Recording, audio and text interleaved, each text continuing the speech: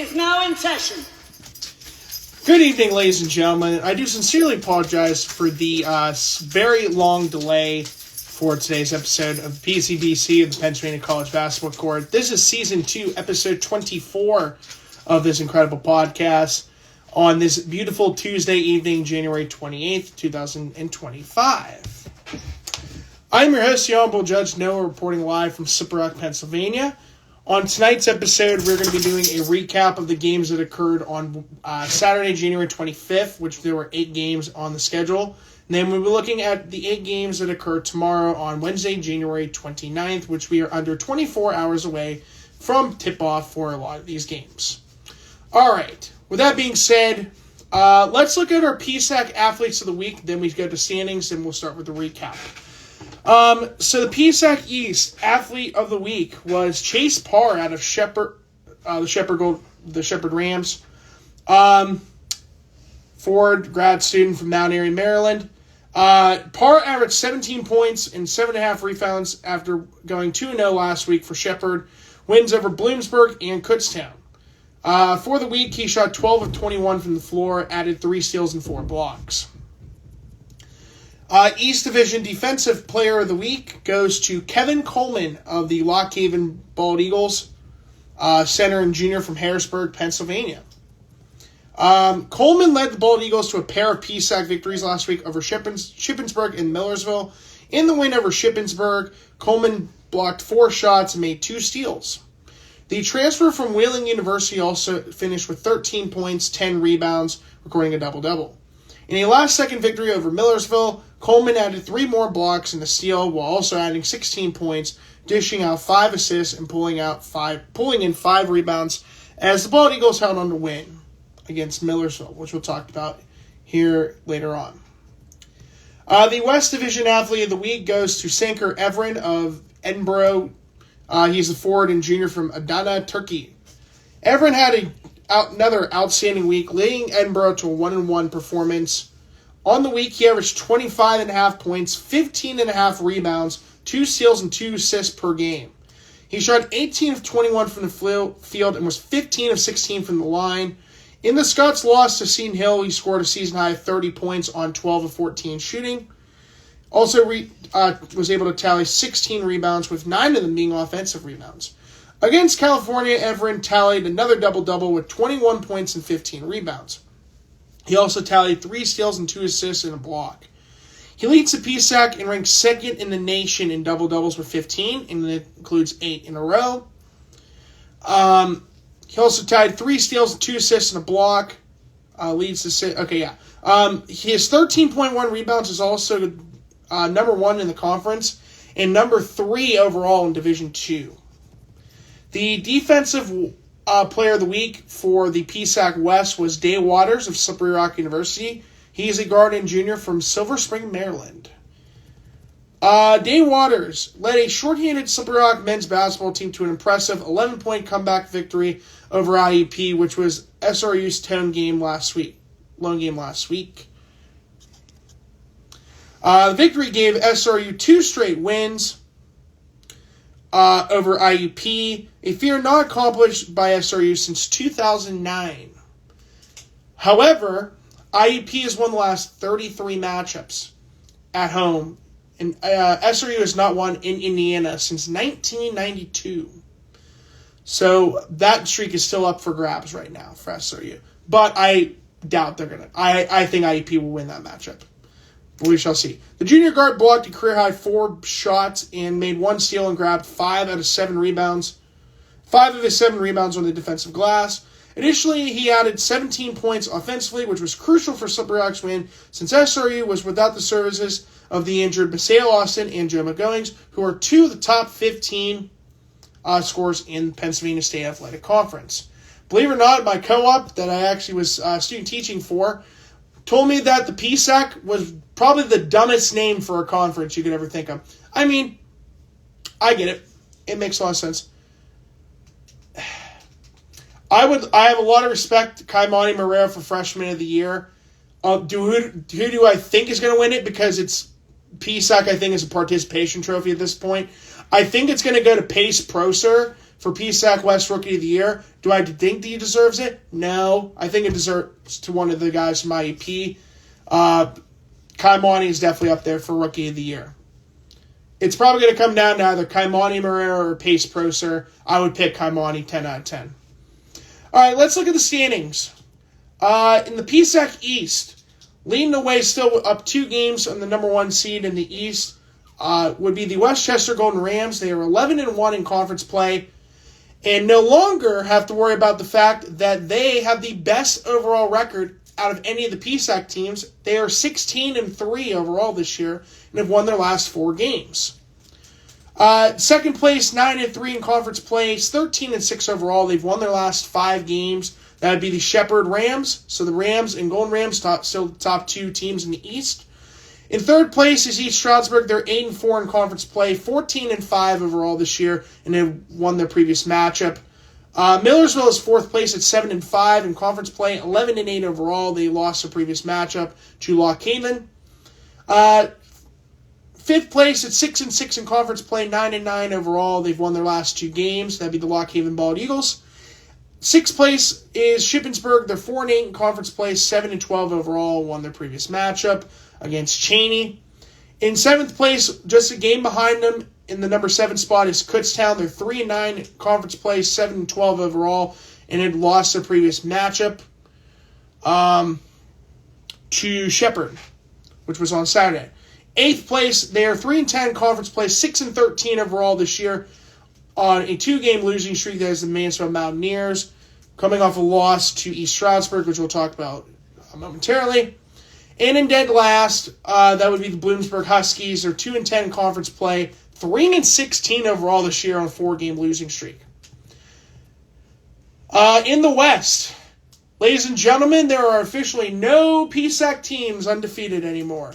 In first place, though, is still Gannon, 4 games ahead of the team that is number 2 in the West. They're 11-1 in conference play, 16-4 overall on a 1-game losing streak, and they've lost 2 of their last 3 games. Second place is SRU. They're 7-5 in conference play, 11-9 overall on the 1-game winning streak. Of course, beating IEP last Wednesday. In third place, Edinburgh is 6-6 in conference play, 10-9 overall on a 1-game winning streak, beating California on Saturday. IEP is number 4 at 6-6 in conference play, 10-9 overall. They have won their previous matchup against Clarion on Saturday.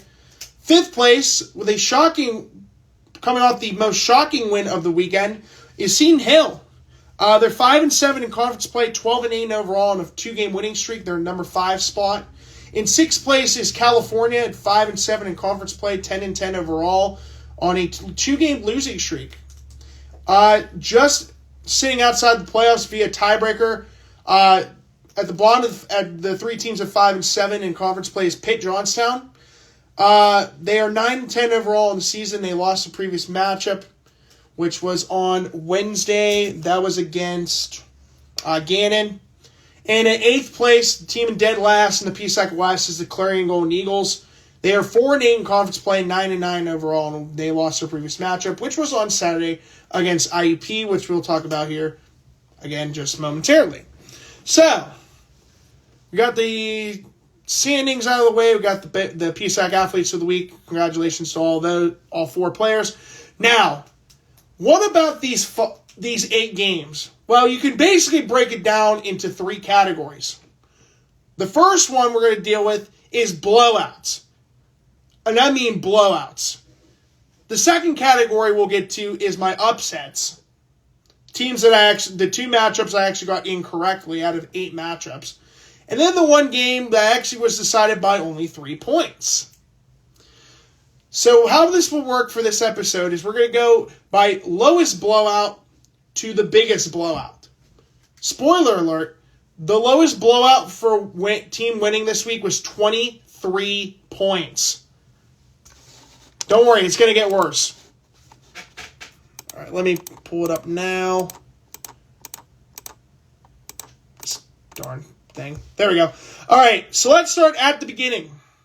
We're going to start off with Shepherd and Kutztown as the first matchup. In the first half, Shepherd outscored Kutztown 26-19 before Shepherd outscored Kutztown 33-17 in the second half. The final score of this game was 59-36. Mind you, these two teams combined for 95 points. The team with the most amount of points scored this week had 118. So be on the lookout for that. So anyways, let's talk about this disaster of a game, shall we? For the Kutztown Golden Bears, their top scorer, no surprisingly, was Jalen Bryant, who played all 40 minutes, went 8 of 18 from the floor, 3 of 5 from three-point range, 2 of 2 from the free throw line. He had 6 rebounds and 21 points. That's the good news. What's crazy about it is he was the only player with double-digit points for Kutztown. How bad is it? Well, we'll talk about that in just a second. In the first half, Kutztown shot 34.6% from the floor, 0% from three-point range, 25% from the free throw line. In the second half, they shot 21.4% from the floor, 30% from three-point range, 40% from the free throw line. Overall, the Kutztown Golden Bears shot 15 of 54 from the floor, or 27.8%, 3 of 15 from three-point range at 20%, 3 of 9 from the free throw line at 33.3%, with one technical foul being assessed to Juju Begon. Now, Jalen Bryant, by himself, 8 of 18 from the floor, 3 of 5 from three-point range, 2 of 2 from the free throw line, had 21 of Kutztown's 36 points. That's 58% of their scoring. They had 10 other players in this game come off the bench, or started, for that matter. All 10 players combined to shoot 7 of 39 from the floor, 0 of 10 from three-point range, 1 of 7 from the free throw line. 15 points from 7 players. 3 of them had 0 points. Only one player out of the 11 players for our Kutztown that played in this game took at least one field goal attempt. If you take away Jalen Bryant's numbers in his stats, that's how bad they went. 7 of 39. That's under 20% from the floor. 0% from three-point range. 14% from the free throw line. And believe it or not, their highest scoring player, besides Jalen Bryant, their second highest scoring player, was Amir Cunningham, and he had 3 points. 3. 6 other players had 2 points. It went Jalen Bryant with 21, Amir Cunningham with 3 points as their second highest scorer.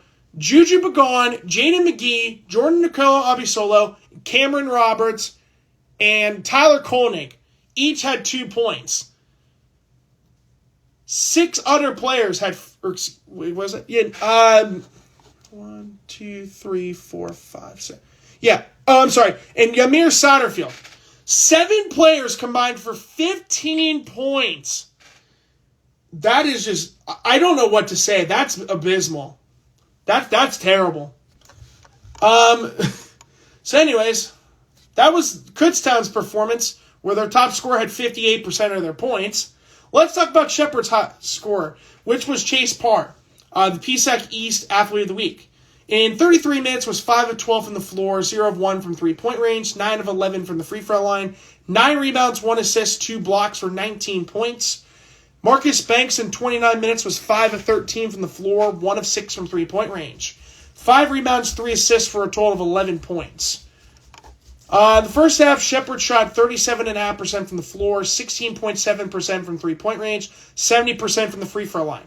In the second half, they shot 41.9% from the floor, 26.7% from three-point range, 60% from the free throw line. Overall, the Shepherd Rams shot 22 of 55 from the floor, or 40%, 5 of 21 from three-point range at 23.8%, 10 of 15 from the free throw line, 66.7%, with one technical foul being assessed to Michael Cooper.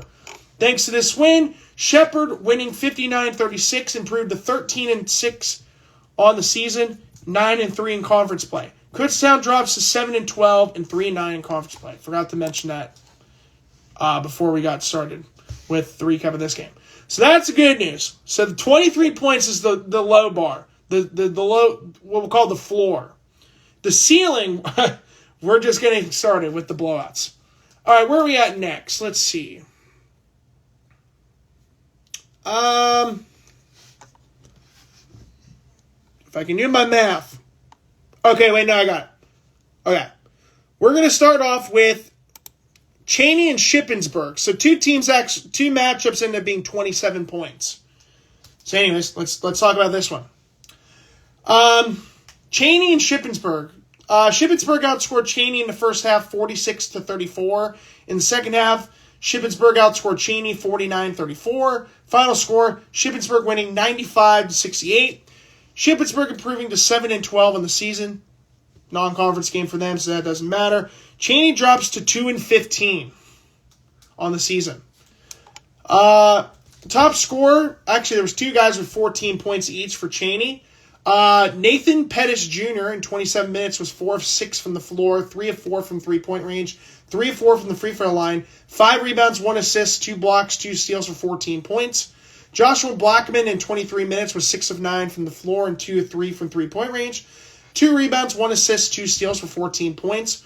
Off the bench, Jalen Long in 21 minutes was 4 of 6 from the floor, 1 of 2 from three-point range, 2 of 4 from the free throw line, 4 assists for 11 points. And D'Angelo Lake in 30 minutes, 4 of 8 from the floor, 2 of 2 from the free throw line. 7 rebounds, 1 block, and 2 steals for 10 points. In the first half, Cheney shot 42.3% from the floor, 58.3% from three-point range, 71.4% from the free throw line. In the second half, they shot 37.1% from the floor, 22.2% from three-point range, 75% from the free throw line. Overall, the Cheney Wolves shot 24 of 61 from the floor, or 39.3%, 9 of 21 from three-point range, 42.9%, and 11 of 15 from the free throw line at 73.3%.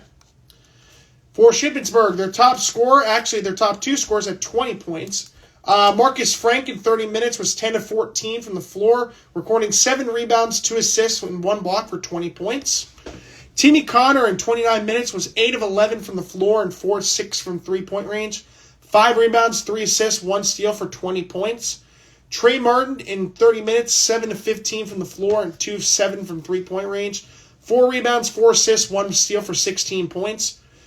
And Donovan Hill recording a double-double in 33 minutes. He was 5 of 11 from the floor, 1 of 5 from three-point range, 2 of 2 from the free throw line, recording 12 rebounds, 4 assists, 2 blocks, and 1 steal for 13 points. In the first half, Shippensburg shot 57.6% from the floor, 54.6% from three-point range, 100% from the free throw line. In the second half, they shot 48.9% from the floor, 20% from three-point range, 100% from the free throw line.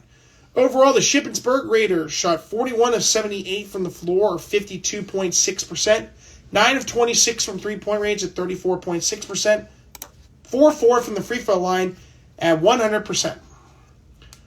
Next game, our game, Clarion and IEP. After Clarion beat IEP last year to end the regular season, ending a 25-game winning streak for the Crimson Hawks, would they respond to beat the Clarion Golden Eagles? Oh, you better believe they did.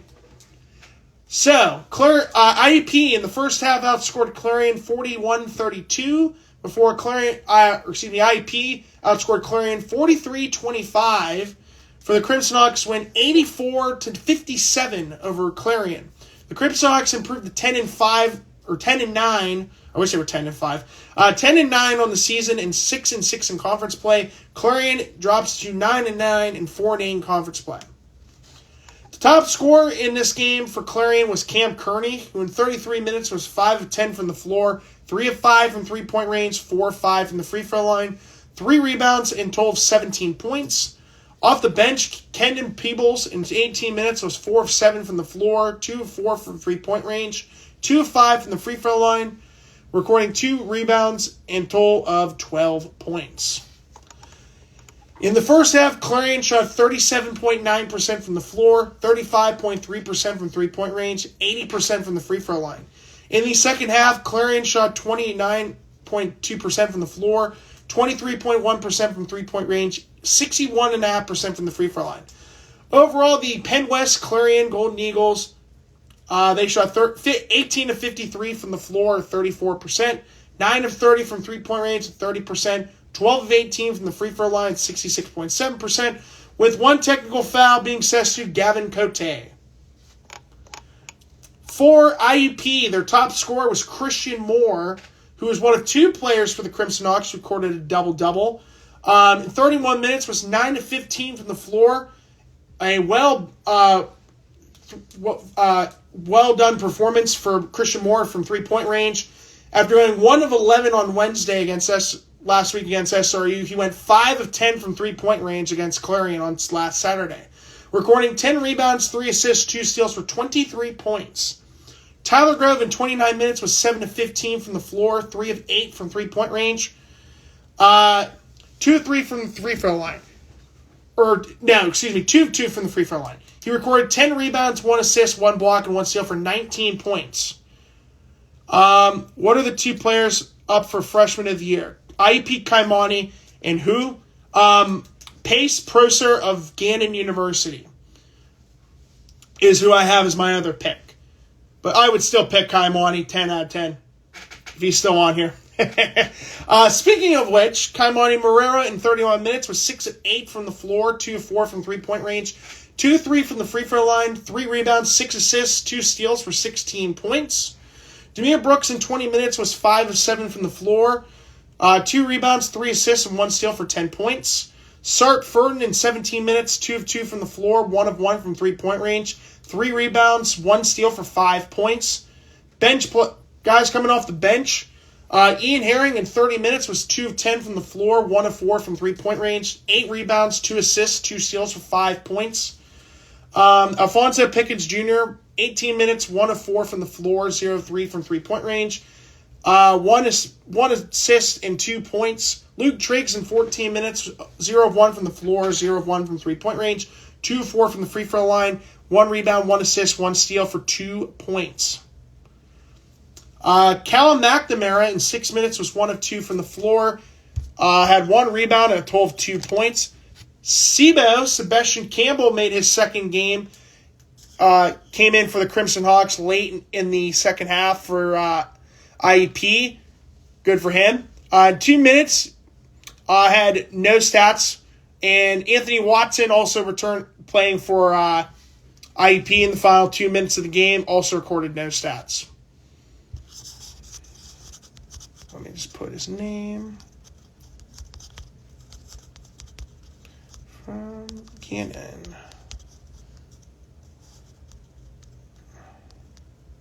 I think that's how you spell his name. Close enough. Okay, there we go. All right, in the first half, IEP shot 54.8% from the floor, 31.3% from three-point range, 66.7% from the free throw line. In the second half, they shot 48.5% from the floor, 46.7% from three-point range, 66.7% from the free throw line. Overall, the IEP Crimson Hawks shot 33 of 64 from the floor, or 51.6%, 12 of 31 from three-point range, 38.7%, and 6 of 9 from the free throw line, 66.7%.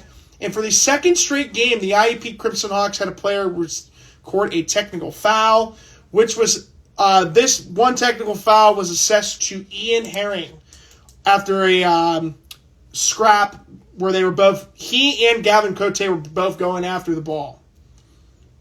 I mean, I wouldn't have called it a technical foul, but, I mean, it is what it is. But great performance after that loss from IEP last Wednesday at SRU.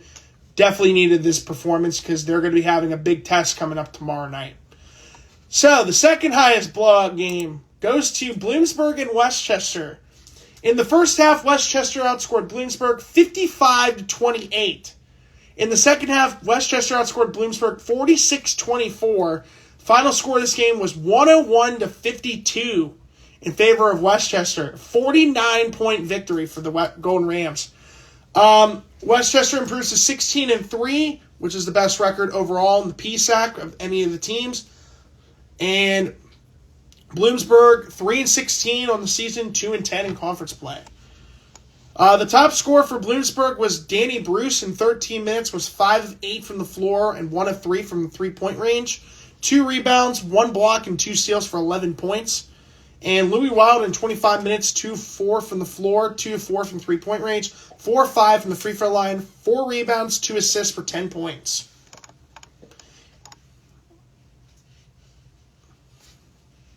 Cool beans. In the first half, Bloomsburg shot 43.5% from the floor, 15.4% from three-point range, 54.6% from three-point range, or from the free throw line. To be determined. In the second half, Bloomsburg shot 34.8% from the floor, 50% from three-point range, 62.5% from the free throw line. Overall, the Commonwealth University Bloomsburg Huskies shot 18 of 46 from the floor, 39.1%. 5 of 19 from three-point range at 26.3%. And 11 of 19 from the free throw line at 57.9%. With one technical foul being assessed to Danny Bruce. Just to confirm, they were 18 of 46 from the floor, or 39.1%. I don't know if I said that, but just to make sure I did, now you know. All right, for Westchester, their top scorer actually came off the bench, Elijah Allen. In 16 minutes was 6 of 10 from the floor, 3 of 5 from three-point range. 2 of 4 from the free throw line, 3 rebounds, 2 assists, 3 steals for 17 points. Devontae Dennis and Joshua Walker both recording 14 points. Devontae Dennis in 20 minutes was 5 of 6 from the floor, 2 of 2 from three-point range, 2 of 3 from the free throw line, 1 rebound, 1 assist, and 3 steals for 14 points. Joshua Walker in 17 minutes was 6 of 7 from the floor, 2 of 7 from the free throw line, 5 rebounds, 1 assist for 14 points. Dylan Blair in 16 minutes, 5 of 6 from the floor, 2 of 2 from three-point range, 3 rebounds, 5 assists, and 1 steal for 12 points. And Nix Verano off the bench in 13 minutes was 4 of 7 from the floor, 2 of 4 from three-point range, recorded 2 assists for 10 points. In the first half, Westchester shot 61.1% from the floor, 66.7% from three-point range, 38.5% from the free throw line. In the second half, they shot 50% from the floor, 53.3% from three-point range, 66.7% from the free throw line. Overall, the Westchester Golden Rams shot 38 of 68 from the floor at 55.9%, 14 of 24 from three-point range at 58.3%, and 11 of 22 from the free throw line, 50%. Now we get to the biggest blowout of Saturday. And ladies and gentlemen, I have officially had to ask my buddy Brandon Pierce for this question of who was the biggest dud of the weekend. Was it Mansfield, which we're going to talk about now, or was it Kutztown putting up only 36 points with one player recording 58% of the points? Congratulations! We both unanimously came to an agreement. We came with a 2-for-1 special. Congratulations to Mansfield and Kutztown for being the duds of the weekend. Good job, guys. Why I say that? Well, in the first half, East Stroudsburg outscored Mansfield, wait for it, 66-20 in the first half. In the second half, they outscored East Stroudsburg outscored Mansfield 52-26. The final score of this game, 118-46 in favor of East Stroudsburg. East Stroudsburg improves to 14-5 and 8-4 in conference play. Mansfield dropping to 6-13 and 3-10 in conference play. A 72-point loss. How is that even possible for a PSAC team and a PSAC team to play each other and one loses by 72 points? Mind you, East Stroudsburg with 9 minutes and 56 seconds to go led 91-31. Yeah, that. If that isn't the literal definition of this game was pretty much over, I don't know what is. Mind you, the first half score total was the same number of points Mansfield scored in the entire game. 46. The top scorer for Mansfield, they actually, believe it or not, had a guy in double digits, and that was Nasir Brown, who came off the bench in 21 minutes, was 3 of 6 from the floor, 1 of 1 from three-point range, 3 of 4 from the free throw line, 3 rebounds, 2 assists, and 2 steals for 10 points. In the first half, Mansfield shot 30% from the floor, 12.5% from three-point range, 50% from the free throw line. In the second half, they shot 32.3% from the floor, 16.7% from three-point range, 66.7% from the free throw line. Overall, the Commonwealth University Mansfield Mountaineers shot 19 of 61 from the floor, 31.1%, 3 of 20 from three-point range, 15%, 5 of 8 from the free throw line, 62.5%. Yeah, I don't think they went 8 of 5 from the free throw line. That would be impossible to go 160% from the free throw line. For East Stroudsburg, get ready. We got 7 players with double-digit points. Leading the way, though, was not Lakeem McKaylee, surprisingly. It was Terrell Pitts. In 24 minutes, he was 8 of 13 from the floor, 4 of 6 from three-point range, 1 of 2 from the free throw line. 4 rebounds, 3 assists, 3 steals for 21 points. Luau Monyang was their second highest scoring player. He came off the bench in 13 minutes, was 7 of 11 from the floor, 1 of 3 from three-point range, 5 rebounds, 2 blocks for 15 points. 3 players recording 12 points. Evan Morton in 18 minutes was 5 of 11 from the floor, 2 of 6 from three-point range, 4 rebounds, 5 assists, 3 steals for 12 points. Shamir Wilbanks-Key off the bench in 18 minutes was 4 of 7 from the floor and 4 of 6 from three-point range. Recorded 3 assists, 2 steals for 12 points. Lakeem McKaylee in 13 minutes, 5 of 10 from the floor, 0 of 3 from three-point range, 2 of 2 from the free throw line, 8 rebounds, 2 assists, 3 blocks, and 1 steal for 12 points. Nasir Griffin in 20 minutes was 4 of 8 from the floor, 3 of 4 from three-point range, 8 rebounds, 4 assists, 2 blocks for 11 points. And Jalen Picardo in 17 minutes off the bench, 3 of 5 from the floor, 0 of 1 from three-point range, 4 of 4 from the free throw line, 9 rebounds, which included 7 of them offensively, 2 assists, and 1 block for 10 points. In the first half, East Stroudsburg shot 46% from the floor, 43.3% from three-point range, 87.5% from the free throw line, which included them going 13 of 30 from three-point range in the first half. In the second half, they shot 55.3% from the floor, 33.3% from three-point range, 71.4% from the free throw line. Overall, the East Stroudsburg Warriors shot 44 of 88 from the floor at 50%, 18 of 45 from three-point range at 40%, and 12 of 15 from the free throw line at 80%. So that's all the blowout games. Let's talk about the 2 upsets. We will start with California and Edinboro. In the first half, Edinboro outscored California 45-42, before Edinboro outscored California again in the second half 48-43. Edinboro winning 93-85 over California.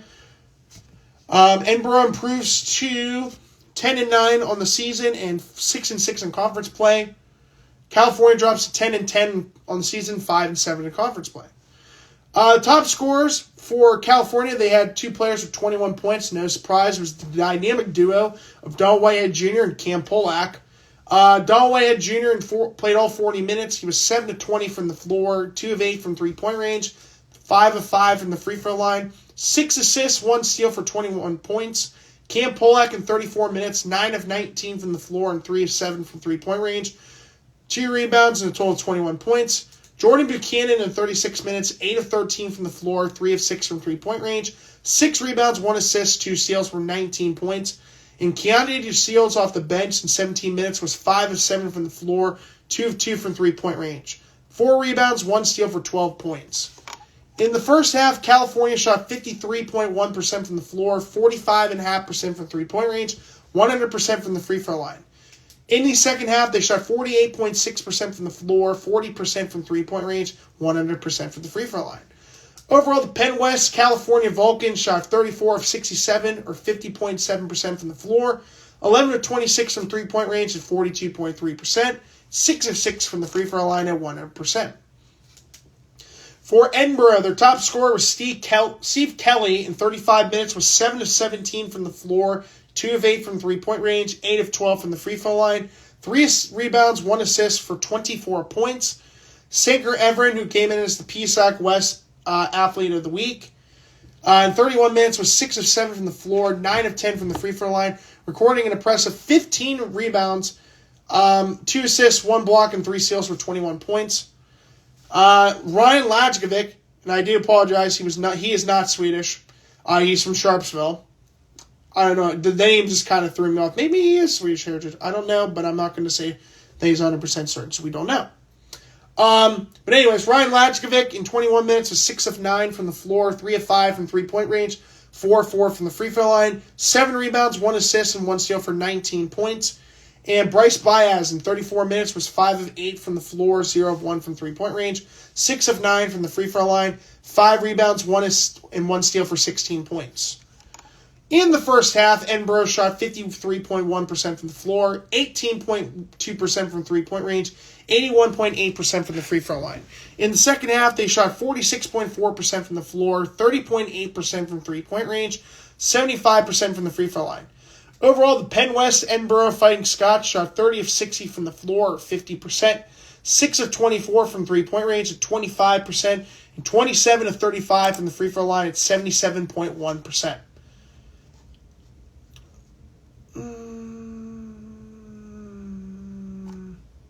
All right, yeah, we'll do it. Biggest upset of the weekend goes to Seton Hill against Gannon, who came in this matchup as the number 20, ranked 23rd in the NABC rankings and ranked 9th in the CSC rankings, which Gannon now sits at 21st in the CSC rankings coming into this weekend, or this week. So that loss definitely hurt them big time.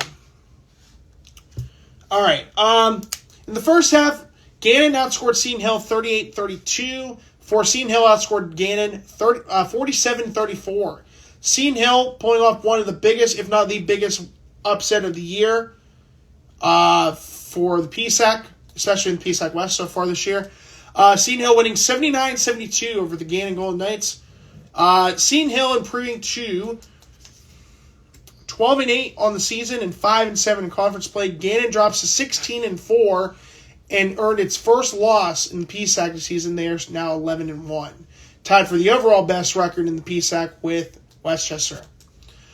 The top scorer for Gannon was Mike Matano, who came off the bench in 30 minutes, was 9 of 11 from the floor and 2 of 6 from the free throw line, 7 rebounds, 3 assists, and 1 steal for 20 points. Ernest Shelton in 37 minutes was 7 of 18 from the floor, 3 of 9 from three-point range, 7 rebounds, 1 assist, 1 block, and 1 steal for 17 points. Victor Desmond in 33 minutes, 6 of 9 from the floor and 3 of 6 from the free throw line, 3 rebounds, 1 steal for 15 points. In the first half, Gannon shot 53.3% from the floor, 25% from three-point range, 42.9% from the free throw line. In the second half, they shot 50% from the floor, 25% from three-point range, 36.4% from the free throw line. Overall, the Gannon Golden Knights shot 30 of 58 from the floor, 51.7%, 5 of 20 from three-point range at 25%, 7 of 18 from the free throw line at 38.9%. And you thought IEP's 9 out of 21 free throw performance against Gannon was bad. That ultimately cost him that game. And 1 technical foul was assessed to Lucas Akasi. For Seton Hill, their top scorer was Kendrick Curtis. In 29 minutes was 8 of 10 from the floor and 8 of 11 from the free throw line. 9 rebounds, 1 steal for 24 points. Ryan Mice in 35 minutes was 5 of 11 from the floor, 3 of 8 from three-point range, 0 of 1 from the free throw line. 1 rebound, 5 assists, and 5 steals for 13 points. And James Rice in 24 minutes was 4 of 7 from the floor, 4 of 6 from three-point range. 4 rebounds, 1 assist, and 1 steal for 12 points. In the first half, Seton Hill shot 46.2% from the floor, 41.7% from three-point range, 50% from the free throw line. In the second half, they shot 60.7% from the floor, 33.3% from three-point range, 83.3% from the free throw line. Overall, the Seton Hill Griffins, Seton Hill Griffins, there we go. Not the team from Newark, New Jersey, by the way. The team from Greensburg, Pennsylvania. Seton Hill Griffins, they shot 29 of 54 from the floor, or 53.7%, 8 of 21 from three-point range, at 38.1%, and 13 of 18 from the free throw line, 72.2%, with 1 technical foul being set to Kendrick Curtis. In our final game from Saturday that we saved best for last, our 3-point game, which was Millersville and Lock Haven, the Battle of the Elise. Siraj versus Idris. In the first half, Lock Haven outscored Millersville 34-27 before Millersville outscored Lock Haven 43-39. Lock Haven hanging on to win 73-70 over Millersville. Lock Haven improves to 9-9 on the season and 6-6 in conference play. Millersville drops to 11-8 and 7-5 in conference play. Top scorer for Millersville in his first game back top scorer for Millersville was Siraj Ali in 33 minutes with 7 of 12 from the floor and 5 of 5 from the free throw line. 8 rebounds, 1 assist, and 1 block and 1 steal for 19 points. 2 players with 15 points. Aiden Gare in 36 minutes with 6 of 15 from the floor and 3 of 9 from 3-point range. 3 rebounds, 4 assists, 3 steals for 15 points. Off the bench, Mir Hurst was in 23 minutes was 4 of 7 from the floor, 2 of 5 from 3-point range, 5 of 6 from the free throw line, 6 rebounds, 1 assist, 1 steal for 15 points. Drew Sober in 32 minutes, 4 of 9 from the floor, 0 of 1 from 3-point range, 2 of 2 from the free throw line, 5 rebounds, 2 assists for 10 points. In the first half, Millersville shot 32.4% from the floor, 33.3% from 3-point range, 0% from the free throw line. In the second half, they shot 48.4% from the floor, 14.3% from 3-point range, 92.3% from the free throw line. Overall, the Millersville Marauders shot 26 of 65 from the floor, or 40%, 6 of 22 from 3-point range, at 27.3%, and 12 of 13 from the free throw line, at 92.3%. For Lock Haven, their top scorer was Kevin Coleman in 27 minutes with 7 of 8 from the floor and 2 of 4 from the free throw line. 5 rebounds, 5 assists, 3 blocks, and 1 steal for 16 points. Coming off a freshly announced the recipient of the PSAC East Defensive Player of the Week. Bryson Scott in 21 minutes was 6 of 11 from the floor, 0 of 1 from 3-point range, 2 of 2 from the free throw line, 1 rebound, and total of 14 points. Isaiah Stewart in 33 minutes, 5 of 12 from the floor, 2 of 4 from the free-point range, 4 rebounds, 7 assists, 2 blocks, 4 steals for 12 points.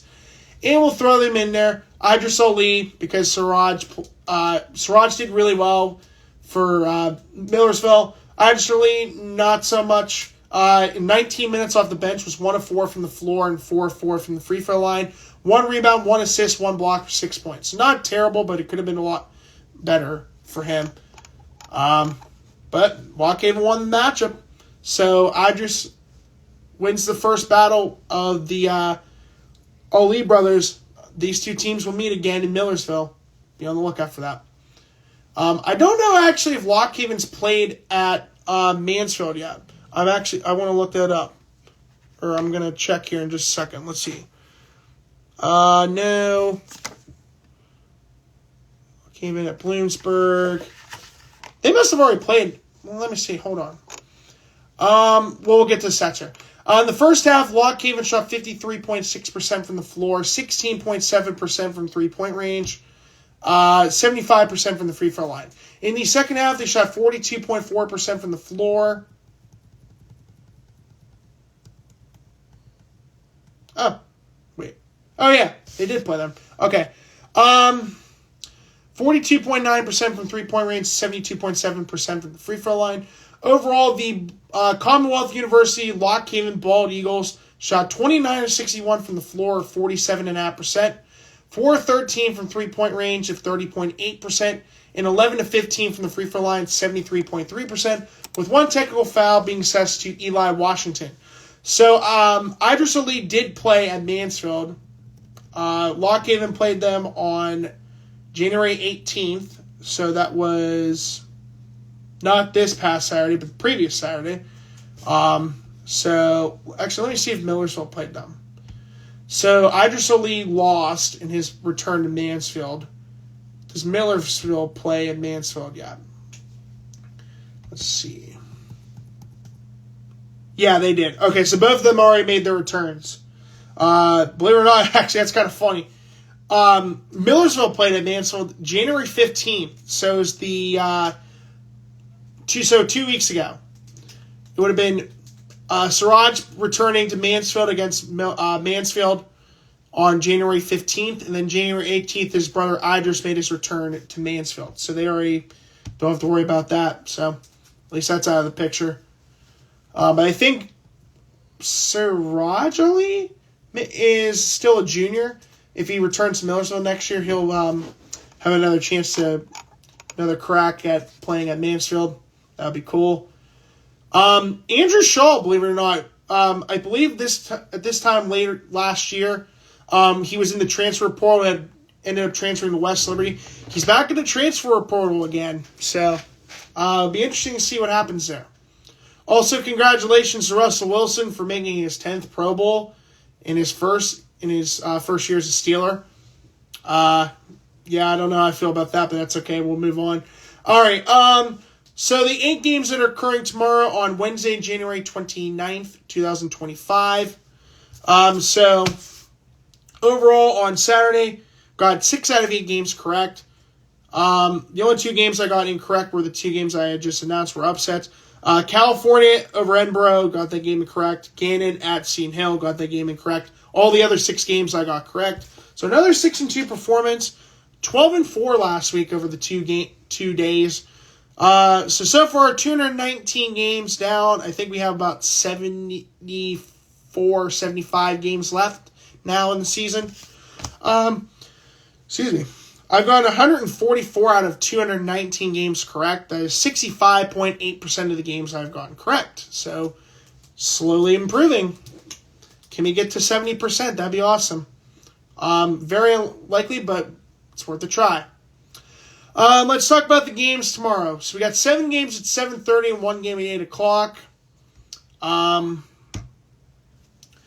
Let's see. So 7:30 we got. We go for Clarion at Gannon. Clarion is 9-9. Gannon, who's now ranked 21st according to the CSC rankings, at 16-4. East Stroudsburg is 14-5, traveling to the Keystone Arena to take on the Kutztown Golden Bears. Kutztown is 7-12. Westchester going to 16-3, going to 11-8 Mansfield at the Pasilla Gymnasium.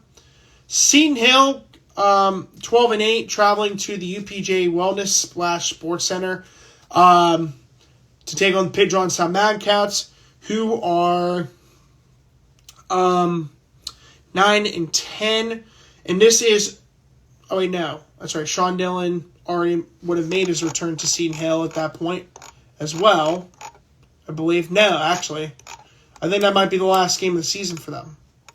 Hold on, where's Pitt Johnstown?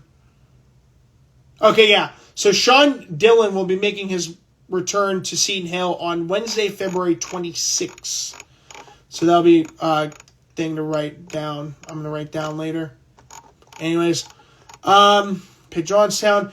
Edinburgh, 10-9, traveling to the Morrow Fieldhouse to take on 11-9 Sipbrook, who came off a week's rest.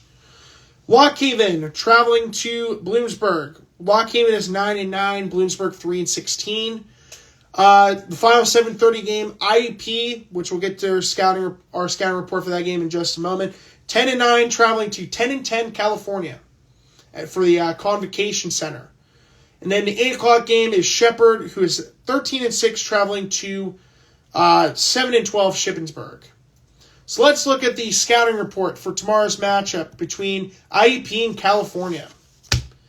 Actually, hold that thought. Let me double check to make sure I actually have this number correct. Hold that thought. Because I had to double check all my other games. All right, preview. Here we go. Please tell me I'm right. Please. Really?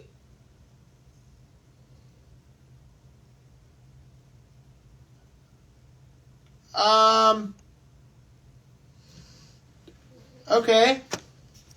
I actually did not know that.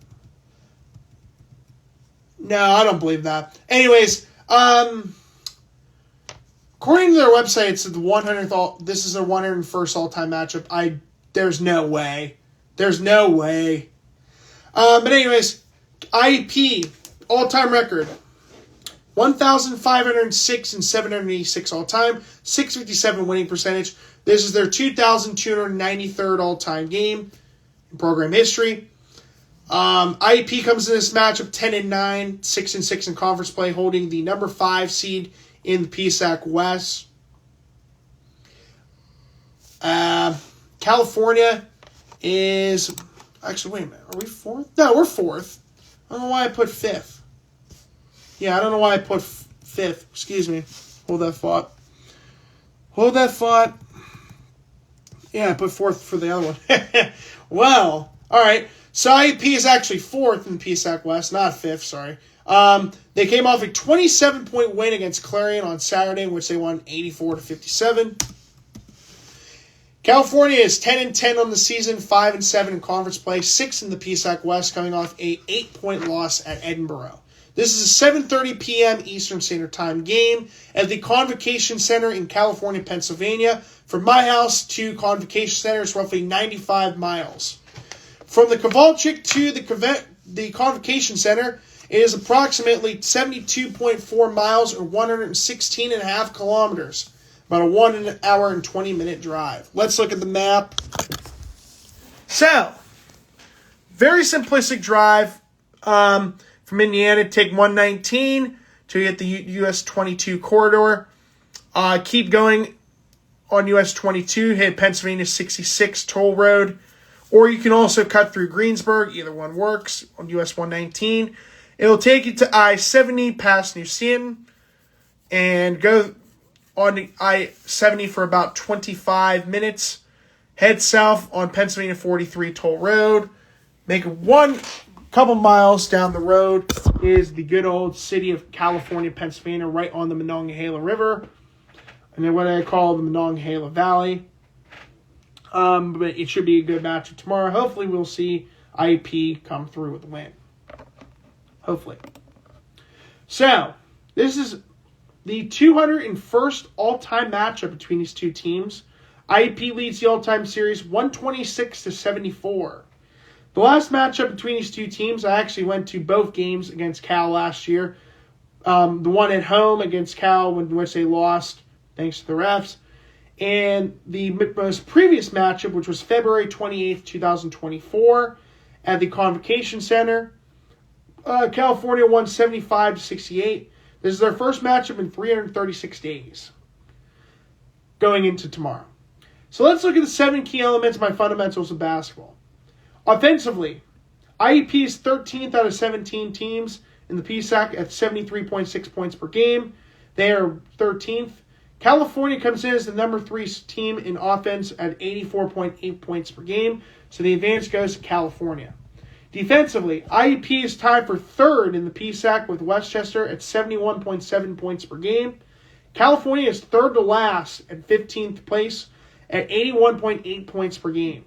So the advantage easily goes to IEP on that one. Field goal percentage. This one was kind of surprising. IEP is 9th at 45%. California is 43.3%, which is tied for 13th with Slippery Rock. I would have thought they'd been a lot higher on that list.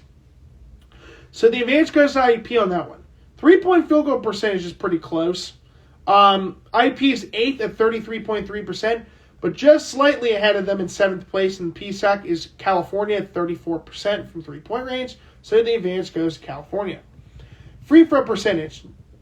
IEP is at 69.7%. That's 12th. 10 points high. California is shooting 10% better from the free throw line than IEP is. California is the number 1 free throw shooting team in the conference. So the advantage easily goes to California. Now, I want to put some stats here for this game because it was really interesting to note. We have 3 of the top 9 free throw shooters in this matchup. Christian Moore and Donald Whitehead Jr. are both tied for 8th in free throw percentage. They're both 50-61 from the free throw line at 82%. The number 1 free throw shooter in the PSAC is Cam Polak, who is shooting 74 of 78 from the free throw line at 94.9%. For reference, the best free throw shooter, arguably in NBA history, Steph Curry, is at 93.3%. which is absolutely insane. And this is like his second highest free throw percentage of his entire career, which was 2010-2011 when he went 212 out of 227 free throw attempts. This year already, he's made 112 out of 120 free throw attempts and 93.3%. And Cam Polak is shooting 1.6% better from the free throw line than he is. He's about as automatic as the word automatic comes to. So the goal for IUP is to not put Cam Polak at the free throw line, because he's made at least his last 23 or 24 free throw attempts at the time of this game. So that'll be interesting to note going into this matchup. Rebounding. IUP is 10th at 37.3 rebounds per game. California's number 3 at 40.4 rebounds per game. The advantage goes to California. Assist to turnover ratio. This one's actually pretty impressive. IUP is tied for 5th with Shippensburg at 1.12 assists per turnover. California is number 2 right behind Edinburgh at 1.24 assists per turnover. They're ranked number 2 in the conference. Only Edinburgh is ranked higher at 1.25. So the advantage goes to California. If you go by these stats, California earns the advantage of this being the favorites in this matchup. They have 5 out of 7 key elements. So the top 3 scores for IUP, no changes needed. The top scorer is Christian Moore. He's averaging 17 points and 3.9 rebounds per game, shooting 41.3% from the floor and 36% from three-point range. The second highest scoring player is Kaimani Marrero, 13.7 points, 3.8 rebounds per game, shooting 43.5% from the floor and 31.3% from three-point range. Mind you, just about a month ago, I'd say, his free-point field goal percentage was at 24.5%, so he's been up by 7% since then. The third highest scoring player is Demir Brooks, which is kind of funny because a lot of my the students I taught in my talk called him a very tall, very built-looking man who can't hit layups, which is kind of funny because I think he actually is not that bad of a layup shooter, but he just had not a great performance from the field against SRU. But anyways, that's besides the point. Demir Brooks is averaging 12.1 points and 7.5 rebounds per game. He's shooting 60.1% from the floor, which if you actually go by the actual PSAC statistics, he would be number 3 in terms of field goal percentage for players in the PSAC. It still has yet to take a 3-point field goal percent, so it's 0% from three-point range. All right, so the dynamic duo that we're going to be talking about. Leading the way for California, a guy who originally has the PSAC West Athlete of the Week, PSAC West Athlete of the Year. He still might be in that race right now. The top scorer. Whoa, what just happened? Okay, anyways, here we go.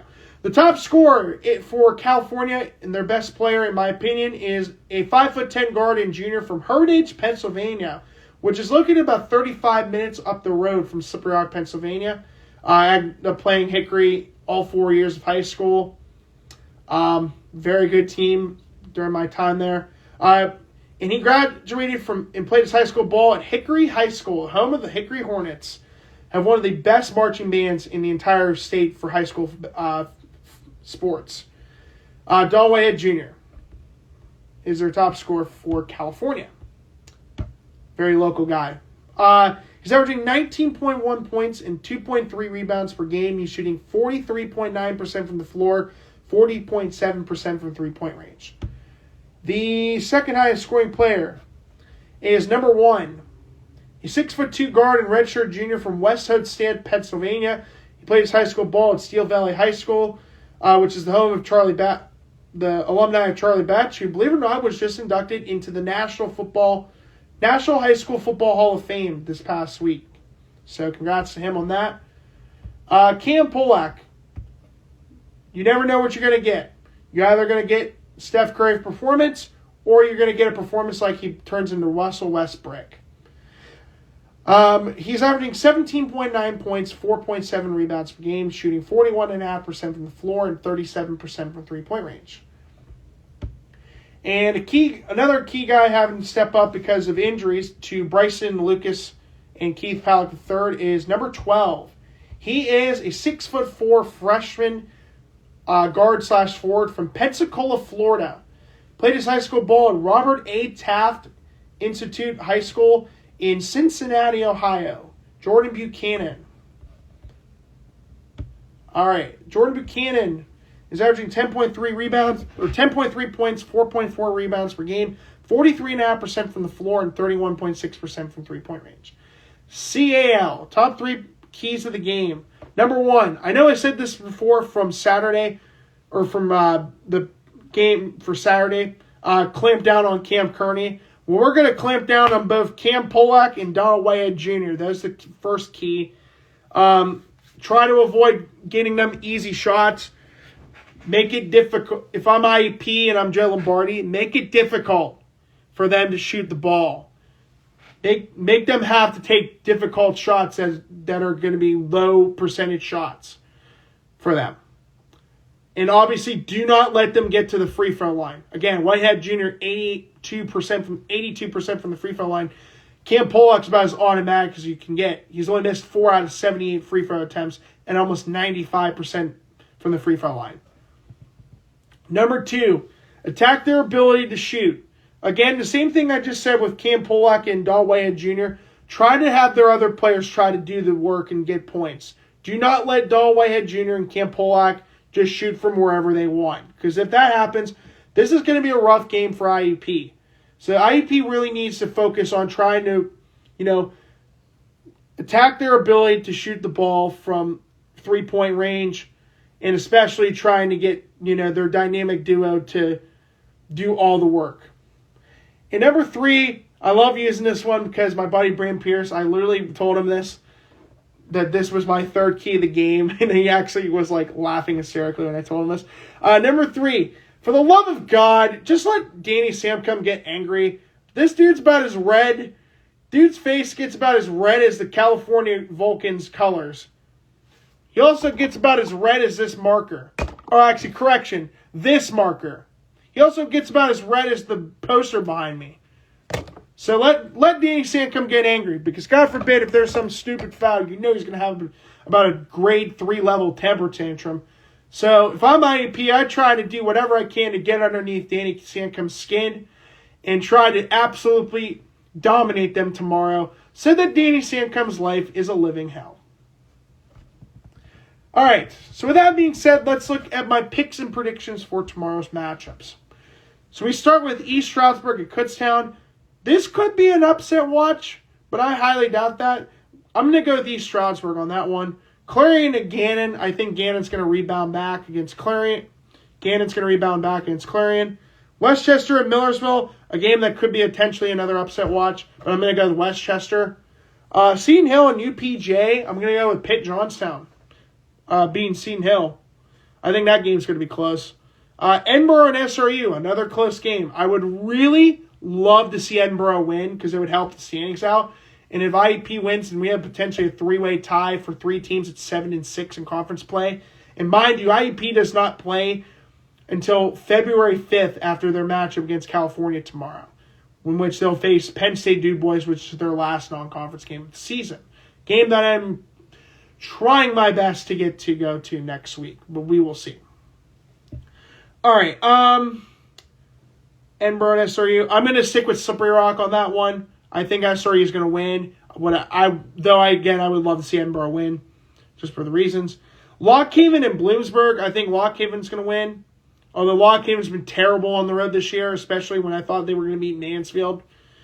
Shepherd and Shippensburg. Again, Shippensburg because of Marcus Frank. You never know. But I'm going to stick with Shepherd. IEP in California. This is going to be a tough game for IEP. I mean, we lost to them by only 7 points last year, and I thought we'd play a pretty darn good game against them.